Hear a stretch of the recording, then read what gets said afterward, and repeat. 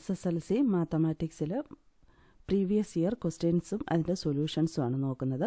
First ചാപ്റ്ററായ സമാന്തര ശ്രേണികൾ എന്ന് പറയുന്ന മാത്സിൻ്റെ ചാപ്റ്ററിലെ മാർച്ച് 2024 ചോദിച്ച ക്വസ്റ്റ്യൻസുകളും അതിൻ്റെ ആൻസേഴ്സുകളും. അതിൽ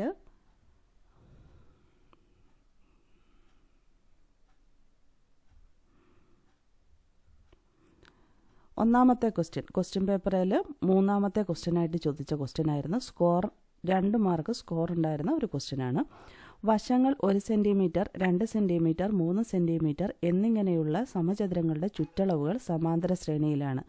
സമാന്തര ശ്രേണി എഴുതുക. ഈ ശ്രേണിയുടെ പൊതുവ്യത്യാസം എന്ത്? അപ്പം നമുക്ക് എഴുതേണ്ടത് അതിലെ ആദ്യത്തെ പാർട്ടെന്ന് പറയുന്നത് സമാന്തര ശ്രേണി എഴുതുക എന്നുള്ളതാണ്. നമുക്കറിയാം വശങ്ങൾ ക്വസ്റ്റ്യൻ്റെ അകത്ത് തന്നിട്ടുണ്ട്. 1 സെൻറ്റിമീറ്റർ, 2 സെൻറ്റിമീറ്റർ, 3 സെൻറ്റിമീറ്റർ എന്നിങ്ങനെ തന്നിട്ടുണ്ട്. സമാന്തര ശ്രേണി എഴുതേണ്ടത് സമചതുരങ്ങളുടെ ചുറ്റളവുകളാണ്. അപ്പം നമുക്കറിയാം സമചതുരത്തിൻ്റെ ചുറ്റളവ് എന്ന് പറയുന്നത് 4 × A ആണ്. A എന്ന് പറയുന്നത് എന്താണ്? വശത്തിൻ്റെ നീളമാണ്. ഇവിടെ ക്വസ്റ്റ്യൻ്റെ അകത്ത് വശത്തിൻ്റെ നീളം തന്നിട്ടുണ്ട്. നമുക്ക് സമാന്തര ശ്രേണി എഴുതേണ്ടത് സമചതുരത്തിൻ്റെ ചുറ്റളവുകളാണ് സമാന്തര ശ്രേണിയിലായിട്ട് എഴുതേണ്ടത്. അപ്പം നമുക്കറിയാം 4 × 1 1 സെൻറ്റിമീറ്റർ നീളമുള്ള വശത്തിന് 1 സെൻറ്റിമീറ്റർ നീളമുള്ള സമചതുരത്തിൻ്റെ ചുറ്റളവ് 4 × 1, അടുത്തത് 4 × 2, 4 × 3 ഇങ്ങനെ പോകുന്നു. അപ്പം നമുക്ക് സമാന്തര ശ്രേണി എഴുതാം. 4, 8, 12, എക്സെട്ര. ഇതാണ് സമചതുരങ്ങളുടെ ചുറ്റളവുകളുടെ സമാന്തര ശ്രേണി. അടുത്ത ക്വസ്റ്റ്യൻ ഇതാണ്. ഈ ശ്രേണിയുടെ പൊതുവ്യത്യാസം എന്താണ്?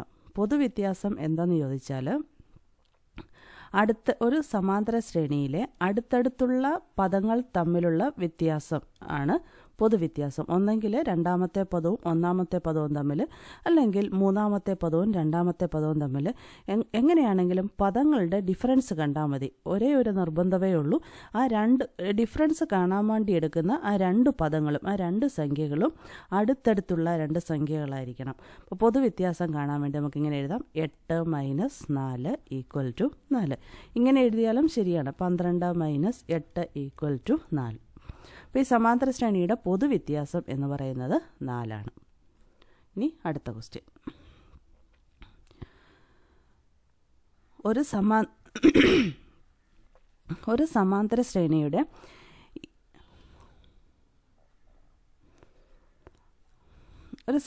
ശ്രേണിയുടെ n-ാം പദം എന്ന് പറയുന്നത് തന്നിട്ടുണ്ട്. xn = 4n + 1. n-ാം പദം എന്ന് പറഞ്ഞാൽ റെപ്രസെൻ്റ് ചെയ്യുന്നത് xn = 4n + 1 ആണ്.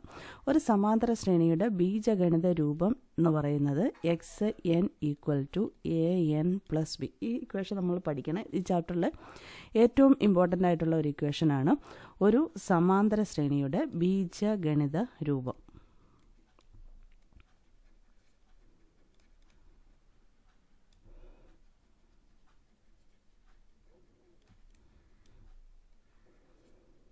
ഗണിതരൂപം xn = an + b.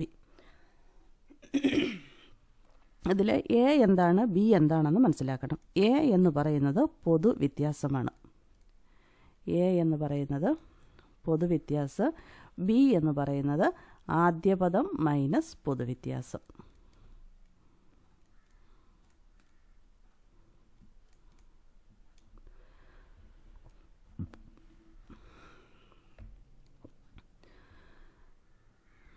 ക്വസ്റ്റ്യൻ്റെ അകത്ത് ആദ്യത്തെ ക്വസ്റ്റ്യൻ ഇതാണ്.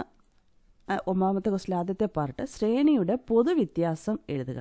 ഇങ്ങനെ ഒരു ഇക്വേഷൻ തന്നു കഴിഞ്ഞാൽ അതിൻ്റെ ബീജഗണിത രൂപം അല്ലെങ്കിൽ n-ാം പദം 4n + 1 എന്ന് തന്നു കഴിഞ്ഞാൽ n-ൻ്റെ കോയിഫിഷ്യൻ്റ് ഏതാണോ അതാണ് പൊതുവ്യത്യാസം. ഇപ്പോൾ 4xi എന്ന് പറഞ്ഞാൽ x-ൻ്റെ കോയിഫിഷ്യൻ്റാണ് 4.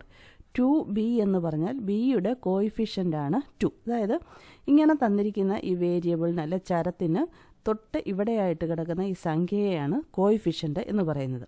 അപ്പം നോക്കിക്കേ, xn ഈക്വൽ ടു 4n+1. ഇവിടെ n എന്ന് പറയുന്നത് ഒരു വേരിയബിളാണ്, അല്ല ഒരു ചരമാണ്. ഇതിൻ്റെ തൊട്ട് അടുത്ത് കിടക്കുന്ന ഈ നമ്പറാണ് അതിൻ്റെ കോയിഫിഷ്യൻ്റ്. അപ്പം എന്നിൻ്റെ കോയിഫിഷ്യൻ്റ് ഏതാണോ അതാണ് പൊതുവ്യത്യാസം. ഇത്ര എഴുതിയാൽ മതി.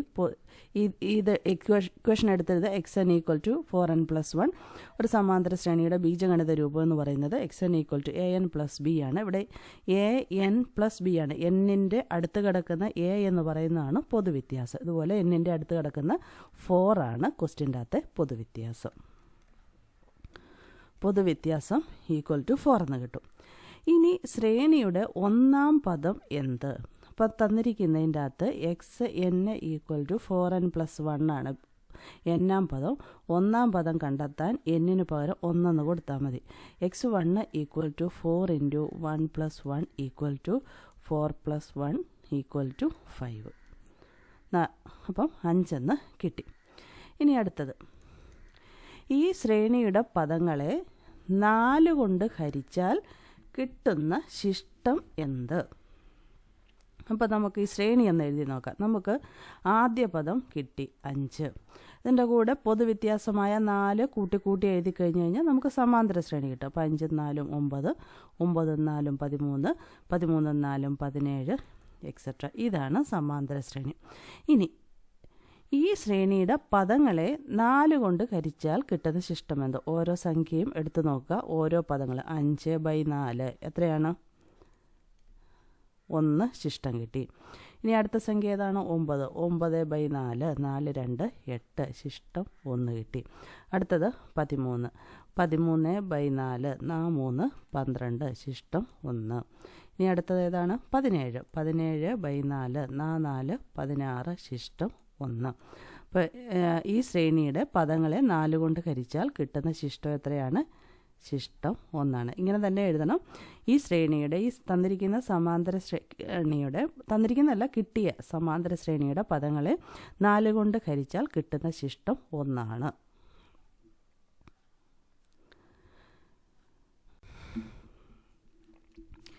ഇനി 13ാമത്തെ ക്വസ്റ്റ്യൻ പേപ്പറിലെ 13ാമത്തേതാണ്. 8, 14, 20 എന്ന സമാന്തര ശ്രേണി പരിഗണിക്കുക. ഇത് സ്കോർ 4 ഉള്ളതായിരുന്നു. ഇതിന് തൊട്ട് മുമ്പിലത്തേത് സ്കോർ 3 മാർക്കുള്ള ആയിരുന്നു. ഇനി 13ാമത്തെ ക്വസ്റ്റ്യൻ. 8, 14, 20 എന്ന സമാന്തര ശ്രേണി പരിഗണിക്കുക. ഈ ശ്രേണിയുടെ ഒരു പദമാണോ 25? 144 ഈ ശ്രേണിയുടെ ഒരു പദമാകുമോ എന്ന് പരിശോധിക്കുക. ഈ ശ്രേണിയിൽ പൂർണ്ണവർഗ്ഗങ്ങളൊന്നും ഇല്ല എന്ന് സമർത്ഥിക്കുക. അപ്പം ഈ ഒരു ക്വസ്റ്റ്യൻ്റെ അകത്ത് തന്നെ 3 പാർട്ടുണ്ട്. നമുക്ക് ആദ്യം തന്നെ അതിലെ ആ സമാന്തര ശ്രേണി അങ്ങ് എടുത്തെഴുതുക. 8, 14, 20 ഇതാണ് തന്നിരിക്കുന്ന സമാന്തര ശ്രേണി. ഈ സമാന്തര ശ്രേണിയിലെ പൊതുവ്യത്യാസം ആദ്യം കണ്ടെത്തുക. പൊതുവ്യത്യാസം അടുത്തടുത്തുള്ള പദങ്ങൾ തമ്മിലങ്ങ് കുറച്ചാൽ മതി. അപ്പോൾ 14 - 8 എത്ര കിട്ടി? 8 6 14 6 കിട്ടി. അപ്പോൾ സമാന്തര ശ്രേണിയും കിട്ടി, പൊതുവ്യത്യാസവും കിട്ടി. ഇനി കണ്ടെത്തേണ്ടത് ഈ ശ്രേണിയുടെ ഒരു പദമാണ് 25 എന്നതാണ് നമുക്ക് കണ്ടെത്തേണ്ടത്. ആദ്യം ഈ തന്നിരിക്കുന്ന സമാന്തര ശ്രേണിയിലെ ഓരോ പദങ്ങളെയും പൊതുവ്യത്യാസമായ 6 കൊണ്ട് ഹരിച്ചു നോക്കുക. അപ്പോൾ എത്ര കിട്ടും നോക്കിക്കേ. 1 × 6. അപ്പം ഇവിടെ ശിഷ്ടം എത്ര കിട്ടി? 2 കിട്ടി. ഇനി 14നെ 6 കൊണ്ട് ഡിവൈഡ് ചെയ്ത് നോക്കുക. അപ്പോഴും റിമൈൻഡർ എത്ര കിട്ടി? റിമൈൻഡർ മീൻസ് ശിഷ്ടം എത്ര കിട്ടി? 2 കിട്ടി. ഇനി 20നെ 6 കൊണ്ട് ഡിവൈഡ് ചെയ്ത് നോക്കുക. അപ്പോഴും ശിഷ്ടം എത്ര കിട്ടി? 2 കിട്ടി. അതിനർത്ഥം നമുക്കൊരു ജനറൽ റൂൾ എന്ത് പറയാം?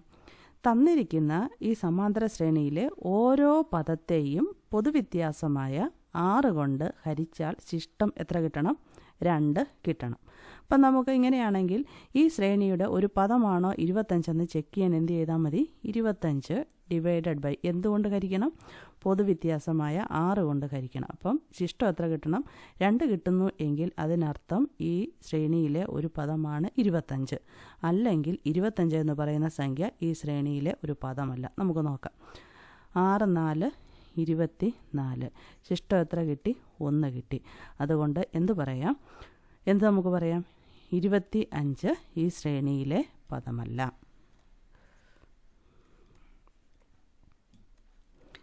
ഈ ശ്രേണിയിലെ പദമല്ല. എഴുതേണ്ടത് ഇങ്ങനെയാണ്: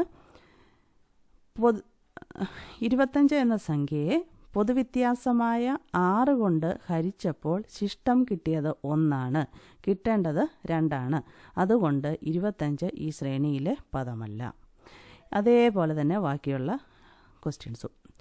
144 ഈ ശ്രേണിയിലെ പദമാകുമോ അല്ലയോ എന്ന് പരിശോധിക്കുക. 144നെ എന്തുകൊണ്ട് ഹരിക്കണം? 6 കൊണ്ട് ഹരിക്കണം. 6 2 12 ശിഷ്ടം 2 ശിഷ്ടം 2 6 4 24 ശിഷ്ടം എത്ര കിട്ടി? 0 കിട്ടി. എത്രയാണ് ശിഷ്ടം കിട്ടേണ്ടത്? 2 കിട്ടേണ്ടത്. അപ്പോൾ 144 ഈ ശ്രേണിയിലെ പദം അല്ല.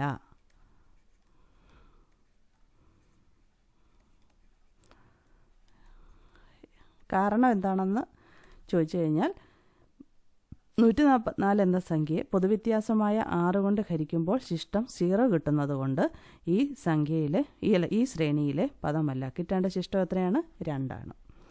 അടുത്തത്, ഈ ശ്രേണിയിൽ പൂർണ്ണവർഗ്ഗങ്ങളൊന്നും ഇല്ല എന്ന് സമർത്ഥിക്കുക. നമുക്കറിയാം പൂർണ്ണവർഗ്ഗങ്ങൾ ഏതാണ്? 2ൻ്റെ സ്ക്വയർ എടുത്താൽ 4, 3ൻ്റെ സ്ക്വയർ എടുത്താൽ 9, 4ൻ്റെ സ്ക്വയർ എടുത്താൽ 16, 5ൻ്റെ സ്ക്വയർ എടുത്താൽ 25, 6ൻ്റെ സ്ക്വയർ എടുത്താൽ 36.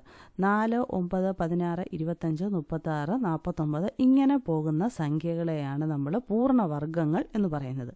അപ്പോൾ ഓരോ പൂർണ്ണവർഗ്ഗത്തെയും 6 കൊണ്ട് ഹരിച്ചു നോക്കുക. ഇവിടെ 6 കൊണ്ട് ഹരിച്ചാൽ എത്ര കിട്ടും? ശിഷ്ടം എത്ര കിട്ടും? 4 കിട്ടും. അതുകൊണ്ടും ഈ പൂർണ്ണവർഗ്ഗം ഈ ശ്രേണിയിലെ പദമല്ല. അടുത്തത് നോക്കിക്കുക. 9നെ 6 കൊണ്ട് ഹരിക്കുക. ശിഷ്ടം 3. അടുത്തത് നോക്കാം. 16. 16നെ 6 കൊണ്ട് ഹരിച്ചാൽ 6 2 12 4. ഇങ്ങനെ നോക്കുമ്പം ഈ ശ്രേണിയിൽ പൂർണ്ണവർഗ്ഗങ്ങളൊന്നും ഇല്ല എന്ന് സമർത്ഥിക്കണം. അപ്പോൾ നമ്മൾ എങ്ങനെ എഴുതാം? ഓരോ പൂർണ്ണവർഗ്ഗത്തെയും പൊതുവ്യത്യാസമായ 6 കൊണ്ട് ഹരിക്കുമ്പോൾ നമുക്ക് എന്ത് കിട്ടുന്നു? ശിഷ്ടം എത്ര കിട്ടുന്നു? ശിഷ്ടം 2 കിട്ടുന്നത്, വേറെ സംഖ്യകളാണ് കിട്ടുന്നത്. അതുകൊണ്ട് നമുക്ക് പറയാം ഈ ശ്രേണിയിൽ പൂർണ്ണവർഗ്ഗങ്ങൾ ഒന്നും ഇല്ല.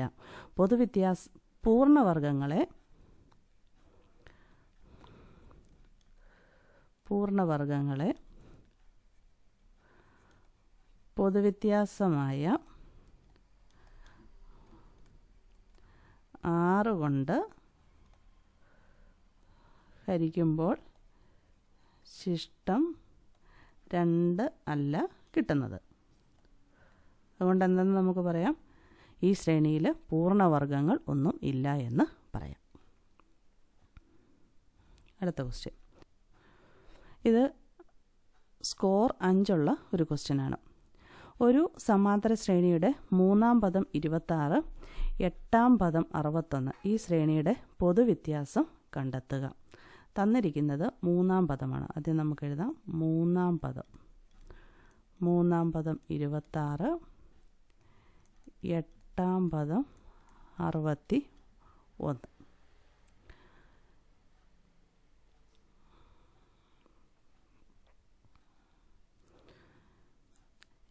പൊതുവ്യത്യാസമാണ് നമുക്ക് ആദ്യം കണ്ടെത്തേണ്ടത്. ഇത് കണ്ടെത്താൻ വേണ്ടി നമുക്കൊരു ഇക്വേഷനുണ്ട്. എന്താണെന്ന് ഓർക്കുന്നു?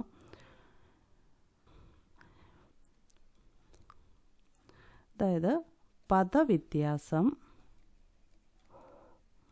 Equal to സ്ഥാനവ്യത്യാസം into പൊതുവ്യത്യാസം. ഇതും ഒരു സമാന്തര ശ്രേണിയുടെ ബീജഗണിത രൂപം xn = an + b പോലെ ഇതിൻ്റെ അകത്ത് ഈ ചാപ്റ്ററിൽ ഓർത്തിരിക്കേണ്ട ഇമ്പോർട്ടൻ്റ് ആയിട്ടുള്ളൊരു ഇക്വേഷനാണ്. പദവ്യത്യാസം ഈക്വൽ ടു സ്ഥാനവ്യത്യാസം ഇൻറ്റു പൊതുവ്യത്യാസം. അപ്പം ഈ പദവ്യത്യാസം എന്ന് പറഞ്ഞാൽ ക്വസ്റ്റ്യൻ്റെ അകത്ത് തന്നിരിക്കുന്ന 2 പദങ്ങൾ തമ്മിലുള്ള വ്യത്യാസം. അപ്പം എത്രയാണ്? 8-ാം പദവും തന്നിട്ടുണ്ട്, 3-ാം പദവും തന്നിട്ടുണ്ട്. അപ്പം 61 - 26 നമ്മുടെ പദവ്യത്യാസം. എത്ര കിട്ടും? 61 - 26 എന്ന് പറഞ്ഞ് 35 കിട്ടും. അടുത്തത് സ്ഥാനവ്യത്യാസമാണ്. സ്ഥാനവ്യത്യാസം എന്ന് പറഞ്ഞാൽ എത്രാമത്തെ പദം? 8-ാം പദം എന്ന് പറഞ്ഞാൽ 8 സ്ഥാനം, 3-ാം പദം എന്ന് പറഞ്ഞാൽ 3 സ്ഥാനം. അപ്പം 8 മൈനസ് 3 ഈക്വൽ ടു 5 എന്ന് കിട്ടും. ഇനി നമുക്ക് ഇത് ഇക്വേഷൻ്റെ അകത്ത് കൊടുക്കാം. കണ്ടെത്തേണ്ടത് പൊതുവ്യത്യാസമാണ്. അപ്പം നോക്കിക്കേ,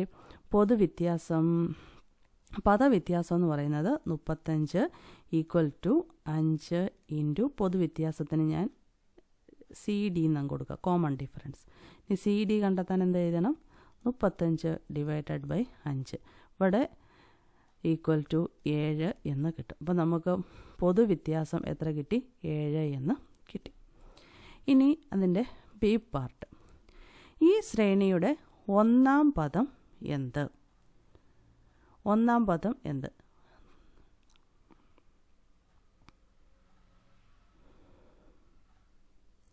ഇതിൻ്റെ അകത്തുനിന്ന് നോക്കിക്കേ, മൂന്നാം പദം അല്ലെങ്കിൽ n-ാം പദം, ഒരു സമാന്തര ശ്രേണിയുടെ n-ാം പദം എന്ന് പറയുന്നത്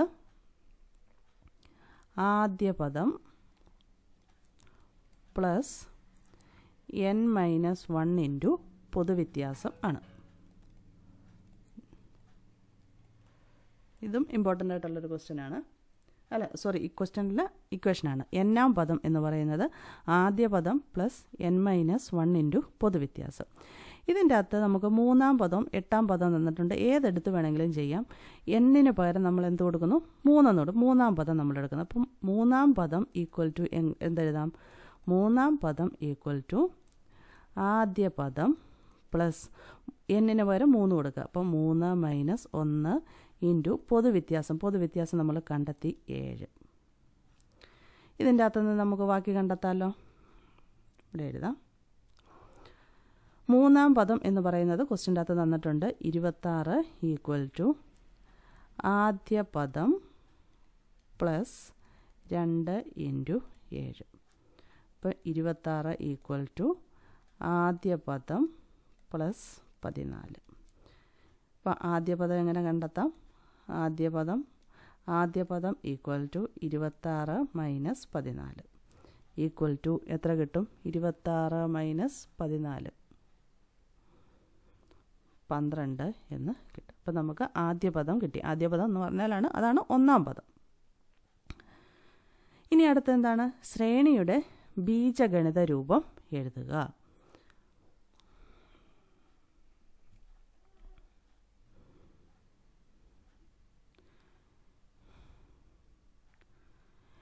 ഇനി സി പാർട്ട്, ഈ ശ്രേണിയുടെ ബീജഗണിത രൂപം എഴുതുക.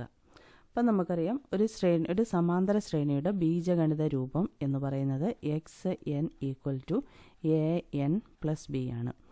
a എന്ന് പറയുന്നത് പൊതുവ്യത്യാസം, b എന്ന് പറയുന്നത് ആദ്യ പദം മൈനസ് പൊതുവ്യത്യാസം. അപ്പോൾ ഇതിൻ്റെ അകത്ത് പൊതുവ്യത്യാസം നമുക്ക് 7 എന്ന് കിട്ടി. ആദ്യ പദം എന്ന് പറയുന്നത് എത്രയാണ് കിട്ടിയത്? ആദ്യ പദം 12, പൊതുവ്യത്യാസം 7. ആദ്യ പദം 12, പൊതുവ്യത്യാസം 7 കിട്ടി. അപ്പോൾ 7, 5, 12. അപ്പോൾ നമുക്ക് സമാന്തര ശ്രേണിയുടെ ബീജഗണിത രൂപം xn ഈക്വൽ ടു a എന്ന് പറയുന്ന പൊതുവ്യത്യാസം 7n പ്ലസ് 5. ഇതാണ് ആ സമാന്തര ശ്രേണിയുടെ ബീജഗണിത രൂപം. ഇനി അടുത്ത് ഈ ശ്രേണിയുടെ ആദ്യത്തെ 15 പദങ്ങളുടെ തുക കണക്കാക്കുക. അതിനും നമ്മൾ ഒരു ഇക്വേഷൻ പഠിച്ചിട്ടുണ്ട്. തുക കാണാനുള്ള equation s equal to n/2 into x1 plus xn. x1 എന്ന് പറയുന്നത് ആദ്യ പദം, xn എന്ന് പറയുന്നത് പദം അല്ലെങ്കിൽ n-ാം പദം. n എന്ന് പറയുന്നത് എത്രാമത്തെ പദമാണ്? ഇവിടെ തന്നിരിക്കുന്നത് ആദ്യത്തെ 25 പദങ്ങളാണ് കണ്ടെത്തുന്നത്. അപ്പോൾ n എന്ന് പറയുന്നത് 25. ആദ്യ പദം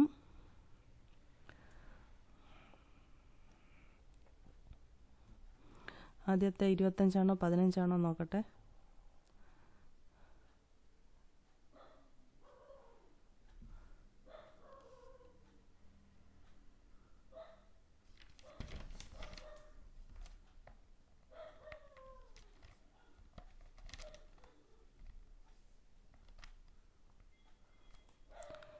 ആദ്യത്തെ 15 പദങ്ങളാണ്. ആദ്യത്തെ 15 പദങ്ങളാണ്. അപ്പോൾ ഒന്നാം പദം നമുക്കറിയാം. ഒന്നാം പദം എന്ന് പറയുന്നത് എത്ര കിട്ടിയത്? ഒന്നാം പദം ആദ്യ പദം 12. 25-ാം പദം നമുക്ക് കണ്ടെത്തണം. ഇതിൻ്റെ അകത്ത് കൊടുത്താൽ മതി. ഏത്? XN എന്ന് പറയുന്നത് XN. എന്നാം പദം എന്ന് പറയുന്നത് 7n + 15 അപ്പം 25 അല്ല 15. 15-ാം പദം എന്ന് പറയുന്നത് 15 പദങ്ങളുടെ തുകയാണ് കണ്ടെത്തേണ്ടത്. എനിക്ക് തെറ്റിപ്പോയതാണ്. 25 അല്ല. 15 = 7 × 15 + 5. അപ്പം 15 7 10 70 70 105 + 5 110.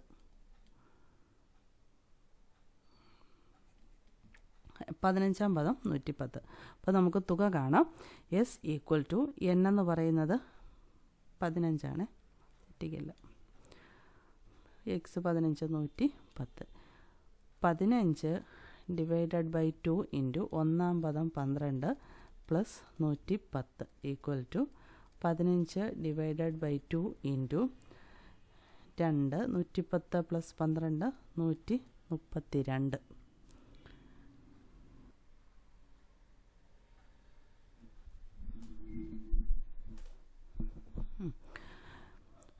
ഇവിടെ 12 + 110 122 = 15/2 × 120. 122/2 എന്ന് പറയുമ്പോൾ 15 × 61 ചെയ്യുമ്പോൾ നമുക്ക് കിട്ടുന്നത് 915 എന്ന് കിട്ടും. 110 + 12 110 + 12 എന്നുള്ളത് 132 എന്ന് ആദ്യം എഴുതിയത്. 132 അല്ല 122 ആണ്. 15/2 × 122. ഈ 122ഉം 2ഉം കൂടെ വെട്ടുക. അപ്പോൾ നമുക്ക് 61 കിട്ടും. 15 × 61 = 915. അപ്പോൾ നമ്മൾ തുക കിട്ടി. 15 പദങ്ങളുടെ തുക കണ്ടെത്തുക എന്നുള്ളതായിരുന്നു. അതും നമുക്ക് കിട്ടി.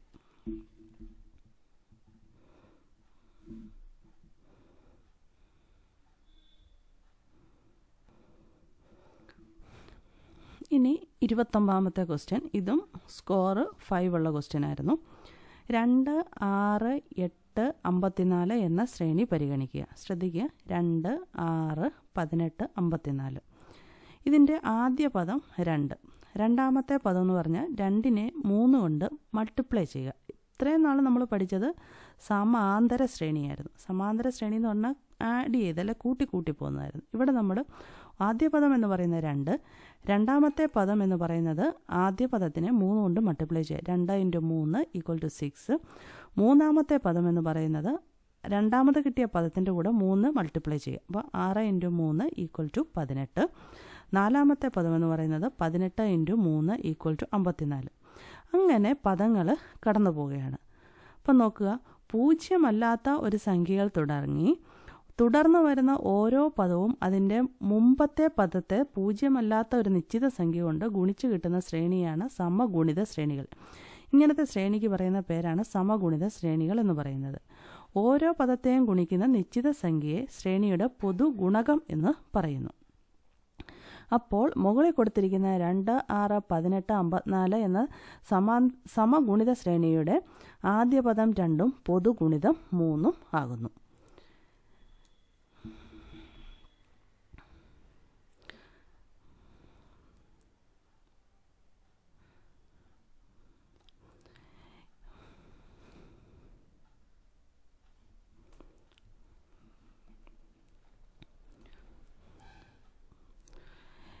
ക്വസ്റ്റ്യൻ ഇതാണ്. ABCD എന്ന് പറയുന്ന 4 ക്വസ്റ്റ്യൻസ് കൊടുത്തിട്ടുണ്ട്. ഒരു സമഗുണിത ശ്രേണിയുടെ ആദ്യ പദം 3, പൊതുഗുണകം 2 ആയാൽ ശ്രേണിയുടെ രണ്ടാമത്തെയും മൂന്നാമത്തെയും പദങ്ങൾ കണ്ടെത്തുക. അപ്പം ഒരെണ്ണം നമുക്ക് എക്സാമ്പിളായിട്ട് 2 6 18 54 എന്ന് പറയുന്ന ഒരു ശ്രേണി തന്നിട്ട് അതിനെക്കുറിച്ച് വിശദീകരിച്ച് പറഞ്ഞേക്കുകയാണ്. അതിൻ്റെ ഒന്നാം പദം ഇതാണ്, രണ്ടാം പദം ഇതാണ്. അപ്പോൾ ഈ രണ്ടാമത്തെ പദം കിട്ടിയത് 3 എന്ന് പറയുന്ന സംഖ്യ കൊണ്ട് ഗുണിച്ചതിന് ശേഷമാണ് നമുക്ക് ആ സംഖ്യ കിട്ടിയതെന്നും പറഞ്ഞു. അപ്പം അങ്ങനത്തെ ശ്രേണിക്ക് പറയുന്ന പേരാണ് സമഗുണിത ശ്രേണികൾ. ഗുണിക്കുന്ന സംഖ്യയെ നമ്മൾ പൊതു ഗുണകമെന്നും ആദ്യ പദത്തെ ആദ്യ പദമെന്നും പറയുന്നു. ഇതേപോലെ വേറെ ഇപ്പം മുകളിൽ തന്നിരിക്കുന്ന ക്വസ്റ്റ്യൻ എന്താണ് എന്ന് വിശദീകരിക്കാൻ വേണ്ടിയിട്ടുള്ളത് മാത്രമാണ്. എയിലും ബിയിലും സിയിലും ഡിയിലും കൊടുത്തിരിക്കുന്ന വേറെ ശ്രേണികളാണ്. ആദ്യത്തെ ആ ശ്രേണി നിൽക്കുന്ന ആയിട്ട് ഒരു ബന്ധമില്ല, 2, 6, 18, 54 ഒരു ബന്ധമില്ല. അതൊരു എക്സാമ്പിൾ, ഒരു ഉദാഹരണം തന്നിരിക്കുന്ന പോലെ തന്നിരിക്കുന്നതേ ഉള്ളൂ. ഇനി എ എന്ന് പറയുന്നത് ഒരു സമഗുണിത ശ്രേണിയുടെ ആദ്യ പദം 3ഉം ഗുണകം 2 ആയാൽ ഈ ശ്രേണിയുടെ രണ്ടാമത്തെയും മൂന്നാമത്തെയും പദങ്ങൾ കണ്ടുപിടിക്കാം. അപ്പോൾ ആദ്യത്തേത് എന്ന് പറയുന്നത് ആദ്യ പദമാണ്. ആദ്യ പദം 3. അപ്പം നമുക്ക് 3 എന്ന് എഴുതാം. രണ്ടാമത്തെ എന്താണ്?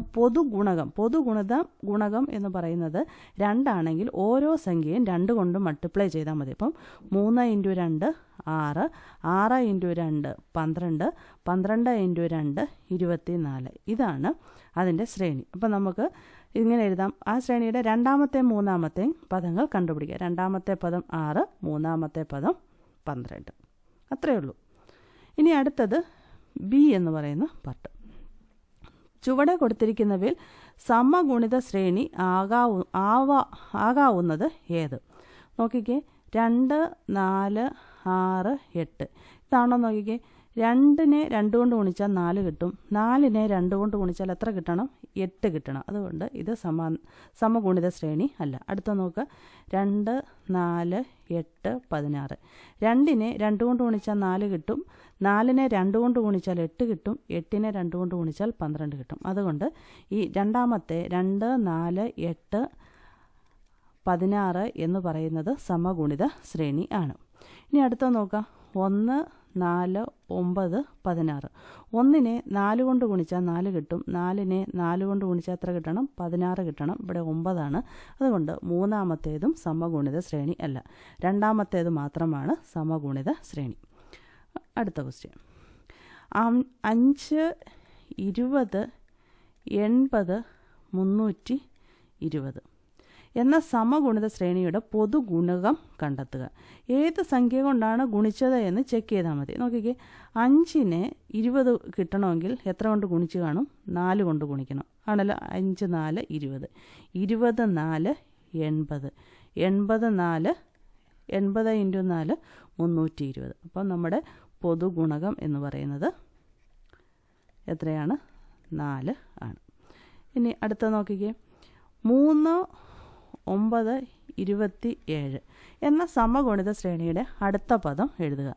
ഇപ്പം നമ്മൾ എന്ത് കണ്ടെത്തിയാൽ മതി? പൊതുഗുണകം കണ്ടെത്തിയാൽ മതി. 3നെ 3 കൊണ്ട് ഗുണിച്ച് കഴിയുമ്പം 9 കിട്ടും. 9നെ 3 കൊണ്ട് ഗുണിച്ച് കഴിയുമ്പോൾ എന്ത് കിട്ടും? 27 കിട്ടും. അപ്പം 3, 9, 27. അടുത്ത് എന്ത് ചെയ്യണം? 27നെ 3 കൊണ്ട് ഗുണിക്കുക. 7, 3, 21, ശിഷ്ടം 2, 3, 2, 6, 6, 2, 8, 81. അപ്പോൾ അടുത്ത പദം, ഈ സമഗുണിത ശ്രേണിയുടെ അടുത്ത പദം എന്ന് പറയുന്നത് 81. ഇത്രയും ക്വസ്റ്റ്യൻസാണ് പബ്ലിക് എക്സാമിന് സമാന്തര ശ്രേണികൾ എന്ന് പറയുന്ന ഒരു ചാപ്റ്ററിൽ നിന്ന് ചോദിച്ച ക്വസ്റ്റ്യൻസ്.